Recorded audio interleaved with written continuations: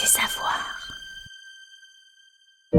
Si vous observez une mousse humide après la pluie, vous ne verrez sans doute qu'un simple tapis vert posé sur une pierre ou un tronc. Rien ne semble bouger, rien ne semble vivre à première vue.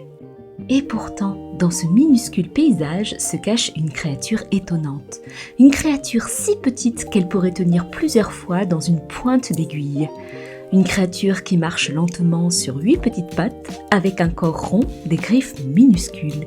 Et surtout, une créature capable de survivre à des conditions extrêmes qui détruiraient la plupart des formes de vie. Cette créature fascinante s'appelle le tardigrade, ce qui signifie « marcher lent » en latin. On le surnomme aussi parfois l'ourson d'eau à cause de son apparence attendrissante. Un tardigrade mesure généralement entre 0,1 et 1 mm. Pour l'observer, il faut donc utiliser un microscope. Lorsqu'on le regarde de près, on découvre un petit animal au corps segmenté. Sa bouche possède de minuscules stylets, des structures pointues qui permettent de percer les cellules des plantes ou capturer des petits organismes pour se nourrir. Les tardigrades vivent presque partout sur Terre. On les trouve dans les mousses, les lichens, les sols humides, mais aussi dans les lacs, les rivières et les océans. Leur univers est celui des gouttes d'eau et des micro-organismes. Là, ils avancent lentement, se nourrissant d'algues, de bactéries ou parfois d'autres petites créatures invisibles.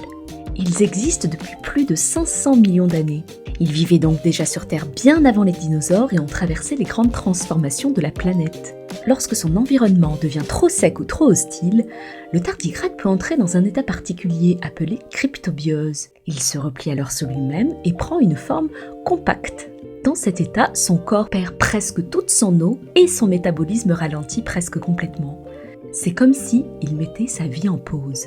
Grâce à ce mécanisme, il peut supporter des températures proches de moins 200 degrés, des chaleurs supérieures à 150 degrés, des niveaux très élevés de radiation, des pressions extrêmes et même le vide de l'espace. En effet, certains tardigrades ont été exposés directement aux conditions spatiales, ils ont montré qu'ils pouvaient survivre et reprendre leur activité une fois réhydratés.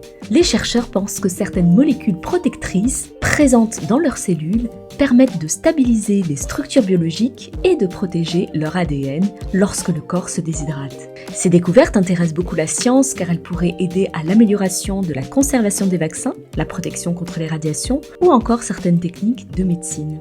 La vie d'un tardigrade dure généralement quelques mois à quelques années selon les espèces et les conditions de son environnement. Dans une simple goutte d'eau se cache parfois une leçon immense. Même les vies les plus minuscules peuvent porter en elles une force capable de traverser des millions d'années.